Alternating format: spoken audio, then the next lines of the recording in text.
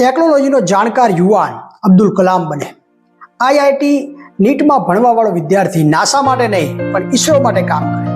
આપણે cricket, hockey, football, kabaddi રમીએ તો એ માત્ર ભારત માટે જ રમીએ। જો કોઈ હેમાદાસ દોડીને નારી શક્તિનું ઉદાહરણ આપે અને સુવર્ણચંદ્રક જીતે તો એ માત્ર ભારત માટે જીતે। આપણા ગામના યુવાન આગળ આવે, દેશના હિત માટે નીરજ ચોપડાની જેમ ભાલો ફેંકે। રચનાઓ એવી રચવામાં આવે કે જેથી સાહિત્યનો નોબેલ પુરસ્કાર ભારતને જ મળે। આપણે શિષ્ટાચાર એવો અપનાવીએ કે જેથી જાપાનથી પહેલા ભારતનું નામ હોય।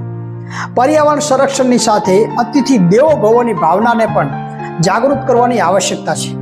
જે યુવાન દોડી શકે છે તે દોડે, જે ચાલી શકે છે તે ચાલે, જે રગડી શકે છે તે રગડે, પરંતુ દરેક યુવાન પોતાના કર્તવ્યનું નિર્વહન અવશ્ય કરે।